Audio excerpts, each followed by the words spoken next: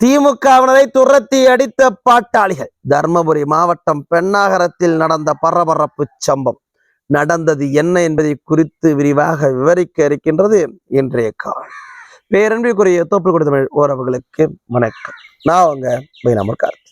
பார்த்து கொண்டிருக்கக்கூடிய பார்வையாளர்கள் சேனலை சப்ஸ்கிரைப் செய்தும் பெல் ஐகானை கிளிக் செய்தும் ஆதரவு தரும்படி கேட்டுக்கிறோம். தர்மபுரியில திமுக எவ்வளவோ திருட்டுத்தனத்தை அரங்கேற்றியும் அவர்களால் ஒரு இம்மி அளவிற்கு கூட தர்மபுரியில வளர முடியல. தர்மபுரி பாட்டாளி மக்கள் கட்சியினுடைய கோட்டை என்று பாட்டாளிகள் மட்டுமல்ல, பாமகவை எதிர்த்து களம் கண்ட திமுகவினருமே சொல்லக்கூடிய ஒரு வார்த்தை. தர்மபுரியில திமுகவிற்கு பல நூறு கோடிகளை இழப்பை ஏற்படுத்தியது பாமக. 2014 சரி, 2019 சரி, 2024 சரி, ஒவ்வொரு நாடாளுமன்ற தேர்தலையும் ஒரு தேர்தலுக்கு 250 கோடி வீதம் திமுக அந்த தொகுதியில பாமக வீழ்த்துவதற்காக கொட்டி இறக்கக்கூடிய சம்பவத்தை நம்ம பார்த்துட்டு தான் இருக்கோம். எப்படியாவது தருமபுரி மக்களை ஏமாற்றி விட வேண்டும் என்று திமுக என்ன நயவஞ்சக வேலை செய்தாலும் பாட்டாளிகள் திமுகவிற்கு பாடம் புகட்டிக்கிட்டே வராங்க. அப்படியான ஒரு திருட்டுத்தனத்தை திமுக இன்னைக்கும் தருமபுரி மாவட்டம் பெண்ணாகரத்துல செஞ்சிருக்கிறாங்க. அதற்கு பதிலடியாக பாட்டாளிகள் திமுகவினரை தெரித்து ஓட விட்டு இருக்கிறாங்க.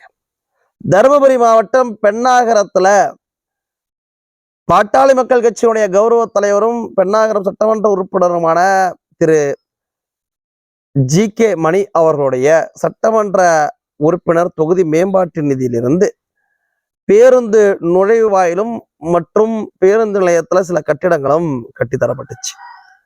இந்த கட்டிடத்தினுடைய திறப்பு விழாவுக்கு நியாயமாக முறையாக சட்டத்திட்ட விதிகளின்படி மரபுகளின்படி அழைக்கப்பட வேண்டியவர் பாட்டாளி மக்கள் கட்சியுடைய கௌரவ தலைவர். அவருடைய நிதியில வாங்கின கட்டடத்தை திருட்டுத்தனமா திமுக இன்றைக்கு திறக்க ஏற்பாடு பண்ணியிருக்கு. இதை கேள்விப்பட்டவுடன் பாட்டாளிகள் பெருந்திரளாக திரண்டு திமுகவினரை எதிர்த்து போராட துவங்கினாங்க. பெண்ணாகரத்தில் பாட்டாளி மக்கள் கட்சி சட்டமன்ற உறுப்பினர் இருக்கிறாங்க, பாட்டாளி மக்கள் கட்சியுடைய ஒன்றிய குழு தலைவர் இருக்கிறாங்க, பாட்டாளி மக்கள் கட்சியுடைய கவுன்சிலர்கள் இருக்கிறாங்க. திமுகவை விட அதிக பிரதிநிதித்துவம் பெண்ணாகரத்தில் பாட்டாளிகளுக்குத்தான் இருக்கு. திமுக மட்டுமல்ல, எந்த கட்சிக்கும் இல்லாத பிரதிநிதித்துவம் பாட்டாளி மக்கள் கட்சிக்கு பெண்ணாகரத்துல இருக்கு.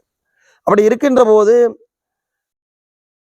யாருடைய தூண்டுதலின் பெயரிலேயோ திமுகவுடைய மாவட்ட செயலாளர்கள் முன்னாள் சட்டமன்ற உறுப்பினர்களுமான தடங்கம் சுப்பிரமணியனும் இன்பசேகரனும் அங்கே திருட்டுத்தனமாக இந்த திறப்பு விழாவை ஏற்பாடு பண்ணியிருக்கிறாங்க. இதை கேள்விப்பட்டு வந்த பாட்டாளிகள், எங்க சட்டமன்ற உறுப்பினர் நிதியில கட்டப்பட்ட கட்டிடத்தை நீங்க எப்படி திறக்கலாம்? ஒருவேளை இவருடைய நிதியில கட்டப்படவே இல்லைனாலும் கூட மரபுபடி அந்த பகுதியினுடைய சட்டமன்ற உறுப்பினராக அங்க அழிச்சிருக்கணும். சட்டமன்ற உறுப்பினர் தான் அந்த விழாவில் கலந்திருக்கணும், தலைமை பொறுப்பேற்று. எந்த ஒரு அரசு பதவியிலும் இல்லாத இன்பசேகரனும் தடங்கம் சுப்பிரமணியனும் அங்கு வந்து திறப்பதற்கு யார் அவர்களுக்கு அதிகாரத்தை கொடுத்தது என்கின்ற கேள்வியை பாட்டாளிகள் கேட்டாங்க. இந்த போராட்டத்துல சுமார் 500க்கும் மேற்பட்ட பாட்டாளிகள் திரண்டதுனால திமுகவினர்கள் திக்குமுக்காடி போய் போலீஸுடைய உதவியை நாடி போலீஸ் சமரசம் செய்து வேறொரு நாள்ல திறப்பதற்கான பணியை ஒத்தி வைக்கலாம் என்று பேச்சுவார்த்தை நடத்தி இதற்கு ஒரு சுமூக தீர்வை எட்டியிருக்கிறாங்க. திமுகவுடைய திருட்டுத்தனத்திற்கு இன்றைக்கு சரியான தரமான பதிலடியை பாமகவினர்கள் கொடுத்திருக்கிறாங்க. திமுக பாட்டாளிகளை ஏதோ அவர்களுடைய கூட்டணி கட்சிகளை நடத்துற மாதிரி திமுக எது சொன்னாலும் எஜமானர்கள் சொல்வதை கேட்டுக்கொண்டு நடப்பதற்கு போன்ற அவர்கள் கூட்டணி கட்சிகள் இருக்கலாம். கைகட்டி வாய் மூடி வேடிக்கை பார்க்கக்கூடியவர்களா அவர்கள் இருக்கலாம். ஆனால் பாட்டாளிகள்